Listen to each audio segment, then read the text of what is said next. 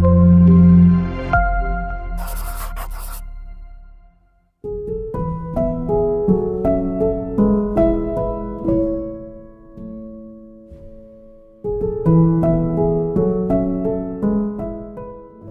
ini berjudul 1917 dan sesuai judulnya, 1917 itu adalah tahun di mana Perang Dunia I terjadi.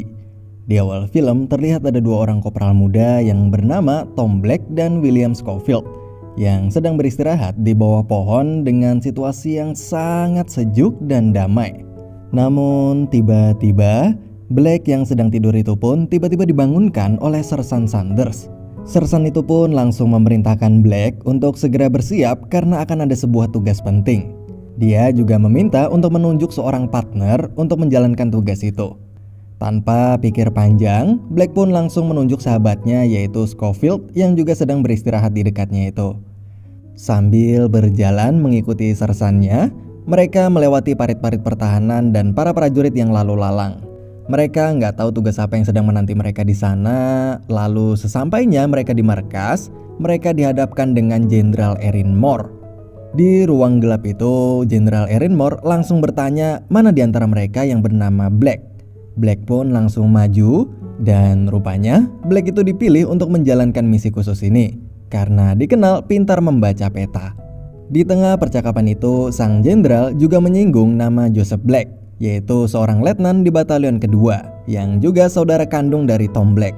Jenderal itu mengatakan bahwa nyawa kakaknya itu akan terancam jika misi ini gagal.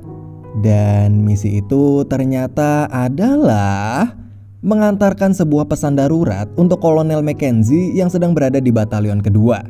Isi pesan itu mengatakan bahwa mereka harus segera menghentikan serangan yang sudah dijadwalkan besok dan harus segera mundur.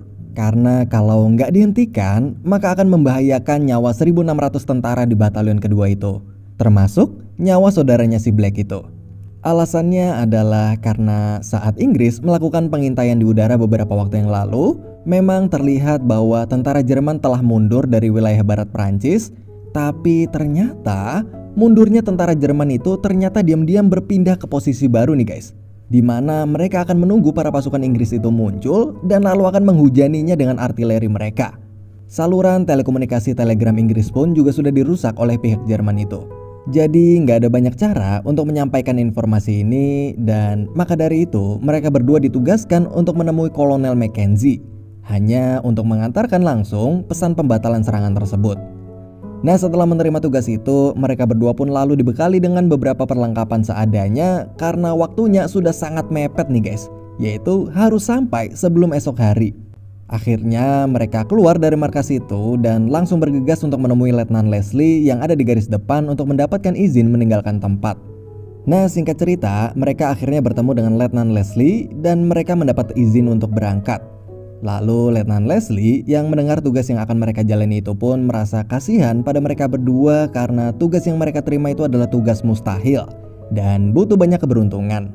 Sang letnan itu pun hanya bisa memberikan doa kepada mereka berdua sebelum berangkat sambil mencipratkan air minuman alkohol ke tubuh mereka. Seakan-akan itu adalah air suci untuk memberikan mereka berkat sepanjang perjalanan. Tak lupa mereka juga diberi pistol suar dan diminta untuk nanti menembakkannya jika kawasan Jerman benar-benar telah aman. Setelah itu perjalanan pun dimulai. Dari awal saat mereka merangkak menaiki parit, langsung ada mayat kuda yang dikerubungi lalat. Gak ada apa-apa di sana kecuali mayat-mayat dan pagar kawat berduri. Mereka terus berjalan dengan waspada, namun saat Scofield menahan kawat untuk membuka jalan agar Black bisa lewat, kawat itu menancap ke tangan Scofield dan merobek tangannya itu. Tangan kiri Scofield itu pun terluka dan berdarah. Tapi bagaimanapun juga mereka harus terus berjalan, melewati lubang dan daerah gersang yang penuh dengan bangkai-bangkai busuk.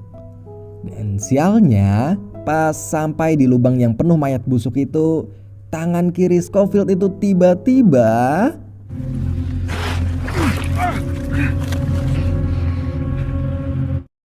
daerah yang mereka lalui ini cukup menggambarkan pada kita bahwa inilah nih teman-teman hasil dari peperangan.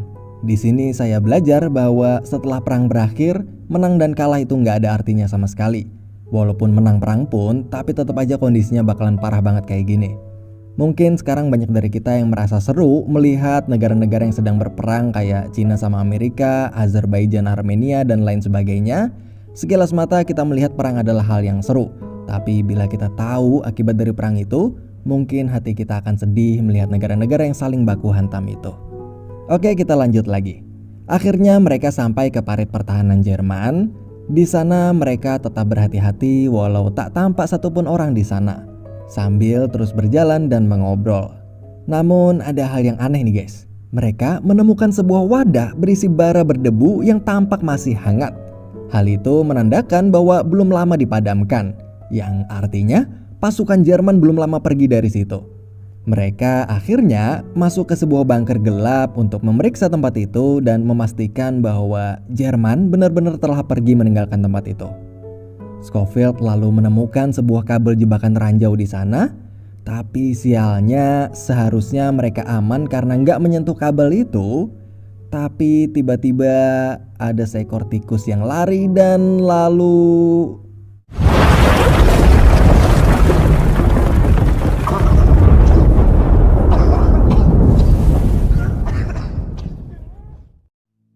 Akibat ledakan itu, untungnya Black hanya terpental aja.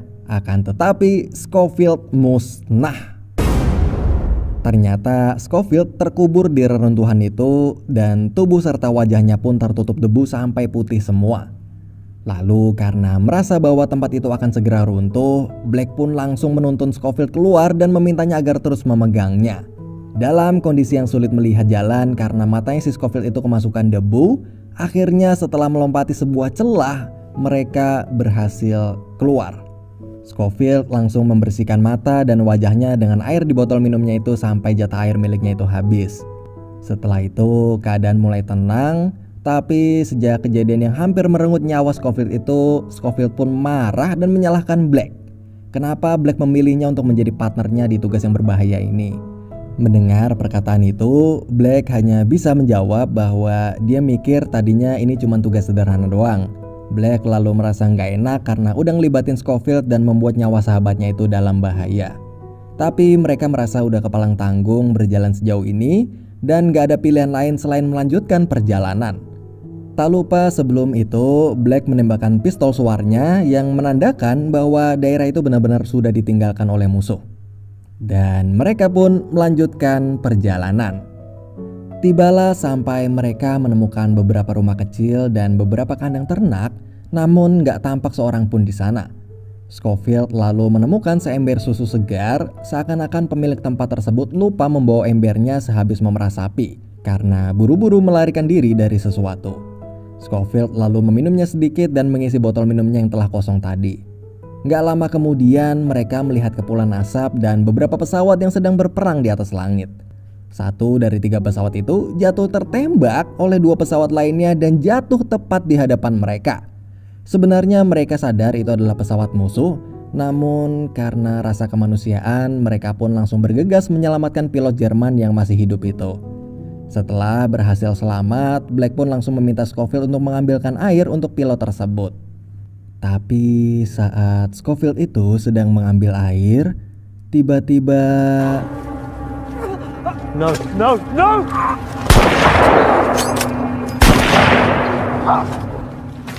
Oh God! Oh God! No. Stop the bleeding! Stop! Stop it! Stop it!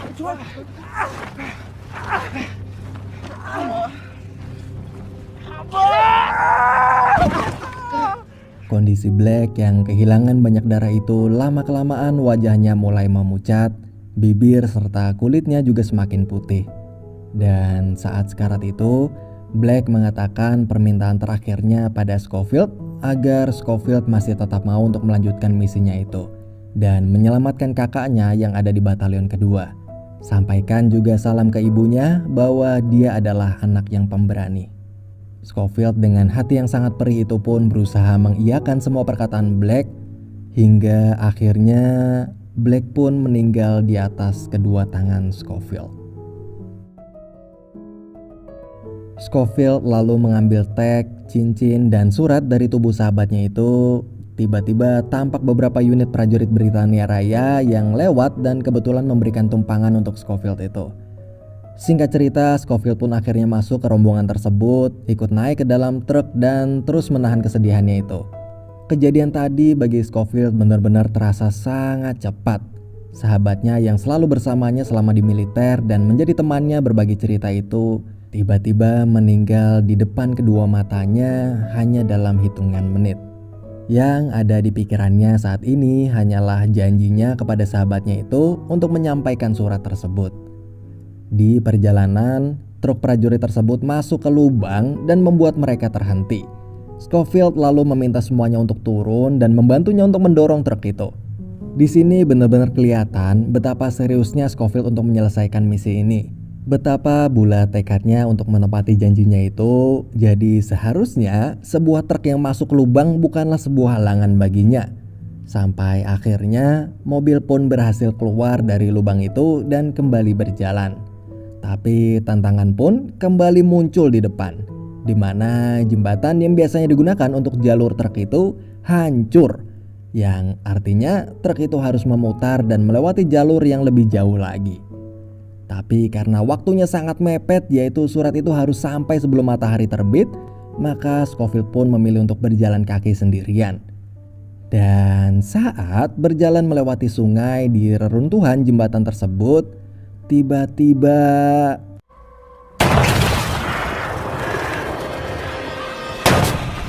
ternyata ada sniper Jerman nih guys di dalam bangunan di depan itu. Scofield pun langsung sembunyi dan membalas serangan sniper itu.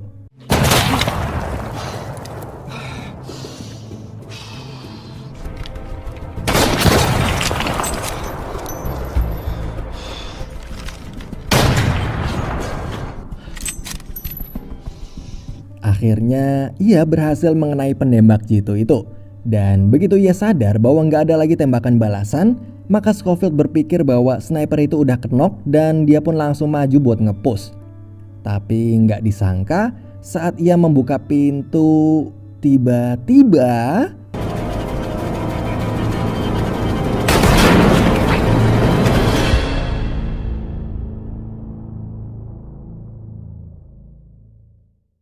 untungnya Scofield masih selamat dan hanya pingsan aja akibat benturan di kepalanya. Dan saat Scofield sadar, dia pun kaget karena ternyata hari sudah malam. Dia pun langsung bergegas pergi untuk melanjutkan misi karena surat itu harus sampai sebelum matahari terbit. Di perjalanan itu, ia melihat langit malam yang terus-menerus terang benderang karena pistol suar yang terus ditembaki pihak Jerman untuk melacak keberadaan musuh. Dan saat berjalan itu, tiba-tiba Scofield berpapasan dengan prajurit Jerman yang langsung mengejar dan menembakinya. Saat kabur itu tanpa sengaja ia menemukan tempat persembunyian yang cukup aman. Yang ternyata di sana juga ada seseorang di dalamnya. Seorang wanita Prancis dan seorang bayi. Wanita Prancis itu lalu mengobati luka di kepala Scofield. Tapi Scofield terus bertanya arah jalan kepadanya. Karena berbeda bahasa, yaitu Scofield nggak bisa bahasa Prancis dan perempuan itu nggak bisa bahasa Inggris, maka mereka berdua pun kesulitan berkomunikasi. Tapi mereka saling percaya bahwa mereka berdua nggak akan menyakiti satu sama lain. Scofield lalu ingat bahwa ia mempunyai susu yang tadi dimasukkan ke botol kosongnya dan memberikannya ke si bayi. Dalam kondisi yang tenang itu, Scofield pun merasa sangat nyaman di situ. Yang mana suasananya sangat berbeda dengan kondisi di luar. Melihat kecantikan dan kebaikan hati wanita itu, dan wanita itu juga melihat kelembutan hati dari Scofield yang sangat berbeda dengan para tentara lain di luar sana, mereka berdua pun saling jatuh cinta. Namun tiba-tiba Scofield kembali sadar dan teringat lagi pada tugas pentingnya itu. Wanita Prancis itu memohon untuk tidak meninggalkannya, tapi bagaimanapun juga Scofield harus bergegas pergi. Lonceng pun telah berbunyi dan menandakan bahwa sebentar lagi pagi akan tiba. Scofield pun langsung keluar dan bergegas, namun ia nggak sengaja berpapasan dengan prajurit musuh lagi dan ia pun dikejar-kejar. Sampai akhirnya Scofield melompat ke sebuah sungai. Scofield lalu terbawa arus sungai itu yang membawanya jauh tanpa arah. Sambil terus bertahan di aliran sungai itu, langit pun perlahan mulai cerah, yang menandakan bahwa matahari telah terbit. Scofield akhirnya berhasil sampai ke tepi sungai dan di sana dia menangis karena merasakan betapa perihnya perjalanannya selama ini. Tapi akhirnya tanpa sengaja ia bertemu dengan kumpulan pasukan Britania Raya lainnya. Beruntung bagi Scofield, ia pun kemudian langsung beristirahat dan ikut duduk bersama mereka yang saat itu sedang mendengarkan renungan pagi. Lalu setelah lagunya berhenti, para prajurit di sekitarnya itu pun bangun, namun karena kelelahan dan merenungi apa yang dialaminya selama perjalanan itu, Scofield tetap duduk bersender di bawah pohon. Hingga ia ditegur beberapa prajurit di sana. Scofield lalu langsung menjelaskan kenapa ia berada di sana dan apa misinya. Dan betapa terkejutnya dia saat sadar bahwa ia ternyata sudah berada di kumpulan pasukan batalion kedua yang selama ini dia tuju. Ternyata masih ada kesempatan karena serangan batalion kedua pagi itu ternyata terdiri dari 2 gelombang. Dan gelombang kedua pasukan ini belum mulai menyerang. Artinya ia masih sempat memberikan surat pembatalan serangan itu. Scofield pun lalu langsung berlari menuju tempat Kolonel Mackenzie berada, tapi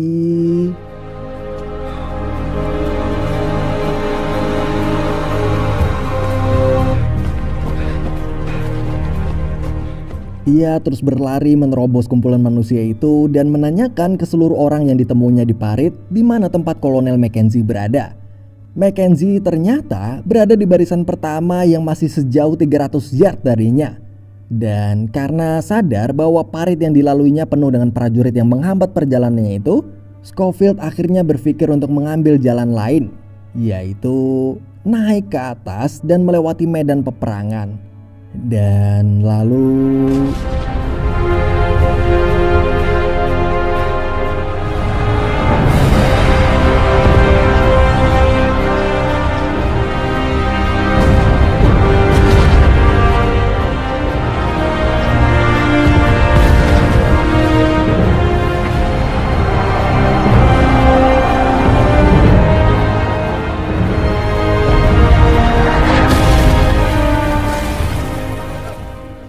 akhirnya ia berhasil sampai di tempat Kolonel Mackenzie berada.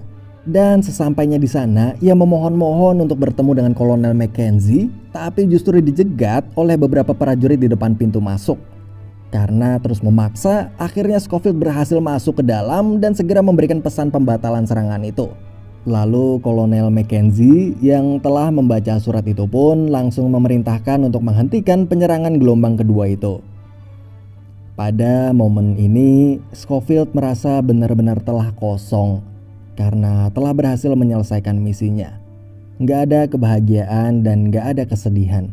Mata, pikiran, dan hati Scofield saat itu benar-benar terlihat sangat kosong.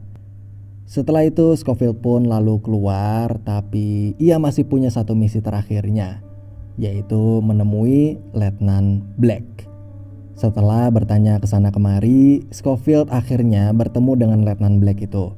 Di momen ini Scofield hanya bisa berkata bahwa ia berasal dari Batalion 8 dan ia ditugaskan menjalankan misi mengantarkan sebuah surat berdua bersama dengan adiknya, yaitu Tom Black.